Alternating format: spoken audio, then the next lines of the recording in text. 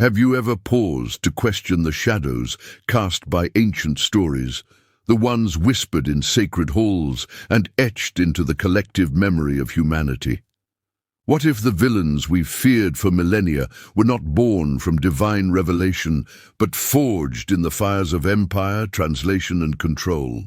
Today we embark on a journey through time, unraveling the threads of biblical names, forgotten gods, and hidden histories. From the sun-baked soils of ancient Africa to the marble corridors of Rome, we'll explore how names like Lucifer and Satan became synonymous with evil, while older, truer names were buried in obscurity. We'll delve into the Ethiopian guardians of untainted scriptures, the black gods revered before monotheism's rise, and the cosmic wars that predated Eden itself. This is not just a tale of theology, it's a saga of cultural conquest, spiritual identity, and the relentless pursuit of truth. Prepare to see the Bible, history, and perhaps even your own beliefs in a startling new light. Our story begins in the cradle of civilization, where the first whispers of divinity mingled with the dust of the earth. Long before the Hebrew scriptures were penned, ancient peoples across Africa, Mesopotamia, and the Levant worshipped a pantheon of gods who mirrored their own faces and fates. In the fertile valleys of the Nile, around 3100 BCE, the people of Kemet, ancient Egypt, honored deities like Osiris, Isis, and Anubis. These gods were depicted with dark skin, broad features, and coiled hair, embodying the essence of the land's black inhabitants. Osiris, the god of resurrection and the afterlife, was often shown with ebony skin symbolizing the rich silt of the Nile, which brought life each flood season. His story of death and rebirth wasn't mere myth. It reflected the agricultural cycles that sustained Egypt's economy, where the pharaohs ruled as divine intermediaries, blending political power with spiritual authority. Imagine the grandeur of Karnak Temple, its massive pylons rising like sentinels under the relentless sun. Here, priests performed rituals to appease these gods, ensuring bountiful harvests and protection from chaos. Economically, this polytheism fueled trade networks, as offerings of gold, incense, and spices flowed from Nubia and Punt. But these gods were not distant. They walked among the people in festivals like the Opet, where statues of Amun-Ra, another dark-skinned deity merging the sun god Ra with the creator Amun, were paraded through streets thronged with celebrants. This intimate connection fostered a society where art, architecture, and technology flourished. Think of the precise astronomy used to align pyramids with the stars, or the medical papyri attributing healing. Knowledge to Thoth, the ibis-headed god of wisdom. Venturing eastward to Mesopotamia, around 3500 BCE in Sumer, we encounter the Anunnaki, a council of gods described in cuneiform tablets as beings with skin like burnished bronze, dark and radiant. Enki, god of water and wisdom, and Enlil, lord of the air, were central to this pantheon. These deities oversaw the invention of writing, irrigation systems that turned arid lands into breadbaskets, and ziggurats that reached toward the heavens. The Epic of Gilgamesh, one of the oldest surviving works of literature, portrays these gods intervening in human affairs, much like later biblical narratives. Politically, kings like Sargon of Akkad, who unified the region around 2334 BCE, claimed divine mandate from these gods, using religion to legitimize conquests that expanded empires from the Persian Gulf to the Mediterranean. In West Africa, among the Yoruba people whose traditions trace back millennia, the Orishas reigned supreme.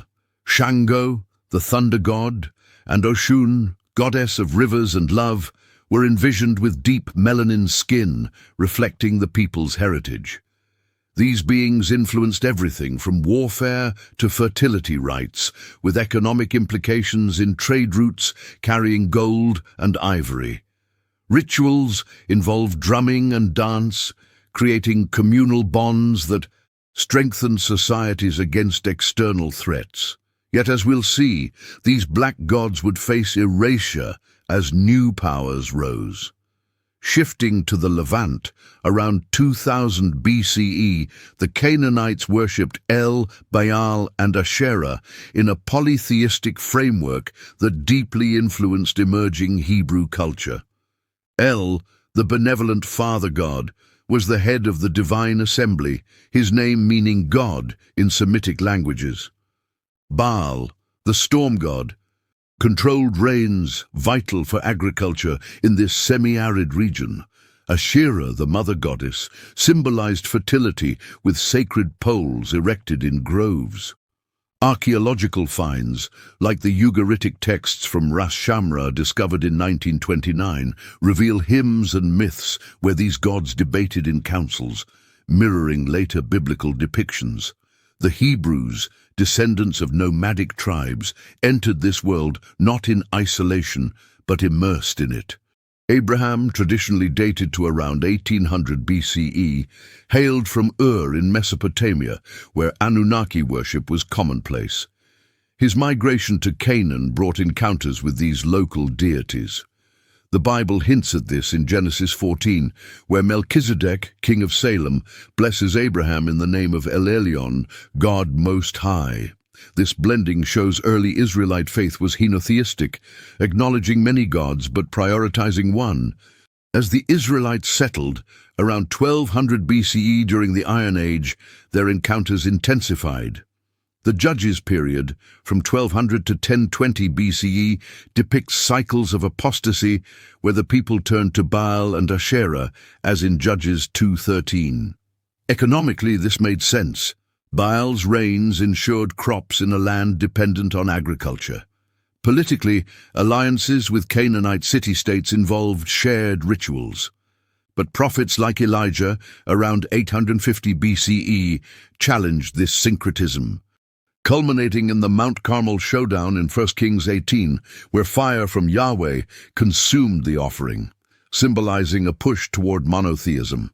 This transition wasn't abrupt. King David, reigning from 1010 to 970 BCE, unified tribes under Yahweh, but his psalms echo Canaanite imagery, Yahweh riding clouds like Baal in Psalm 68:4. Solomon, 970–931 BCE, built the first temple, but also erected altars to foreign gods for political marriages, as in 1 Kings 11. The divided kingdom, Israel in the north, Judah in the south, saw northern kings like Ahab promote Baal worship, leading to Assyrian conquest in 722 BCE. The Babylonian exile in 586 BCE marked a turning point. In captivity, scribes redacted texts, emphasizing Yahweh's exclusivity. The Deuteronomistic history, compiled then, reframed earlier polytheistic elements as idolatry. Post-exile, under Persian rule from 539 BCE, Ezra and Nehemiah enforced monotheism, banning intermarriages and foreign cults, yet traces remain.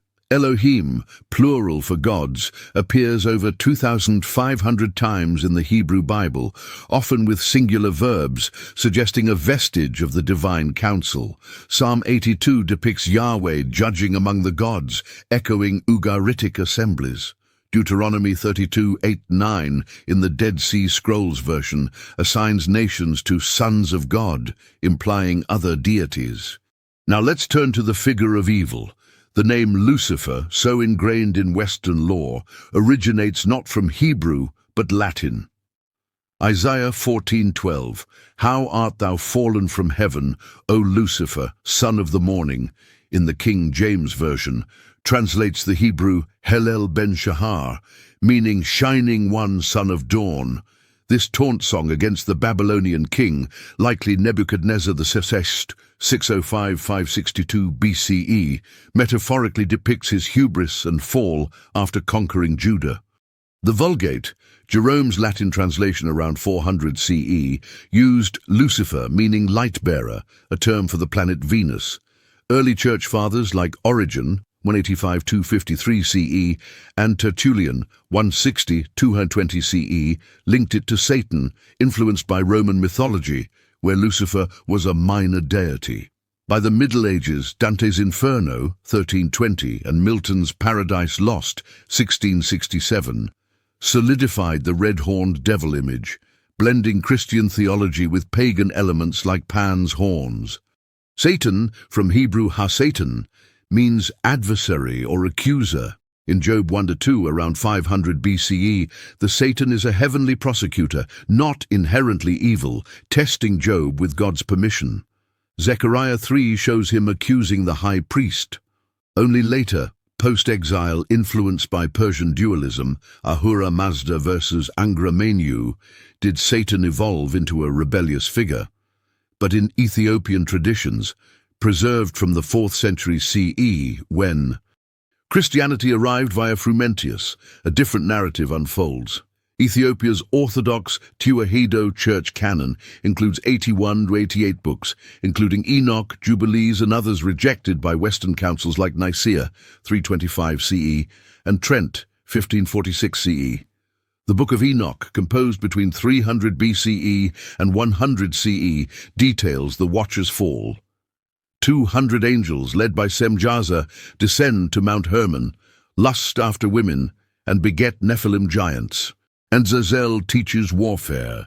Gadreel deceives Eve, but a name like Sebel, perhaps a variant of Samael or a textual corruption, emerges in some interpretations as a defiler of light, predating Eden. Ethiopian manuscripts in Ge'ez, an ancient Semitic language, guard these texts in monasteries like Debre Libanos, founded in the 13th century. The Kebra Nagast, compiled around 1320, traces Ethiopia's Solomonic dynasty, claiming the Ark of the Covenant resides in Aksum. Since Queen Sheba's visit to Solomon around 950 BCE, this preservation resisted Roman influence. Ethiopia, never colonized until Mussolini's brief occupation, 1936–1941, maintained independence. During the invasion, Italian troops looted manuscripts from Lalibella's rock-hewn churches, carved in the 12th century by King Lalibela. Some ended in Vatican archives, fueling theories of suppressed knowledge. In these texts, evil isn't dualistic but corrupted light. Sebel, once radiant, twists divine essence through pride. This contrasts Western externalized devil, emphasizing internal spiritual warfare. Expanding, the Book of Jubilees retells Genesis with angelic hierarchies. Mastema, akin to Satan, leads demons post-flood. These books influenced early Christianity. Jude quotes Enoch in the New Testament. Culturally, this African preservation highlights black agency in faith. Christianity reached Ethiopia before Europe via the eunuch in Acts 8. Coptic ties with Egypt underscore African roots.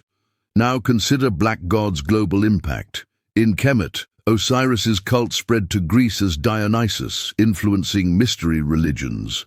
Yoruba Orishas survived transatlantic slavery, syncretizing in Santeria and Vodou, where Shango becomes Santa Barbara. In Mesopotamia, Anunnaki lore echoes in modern ancient astronaut theories.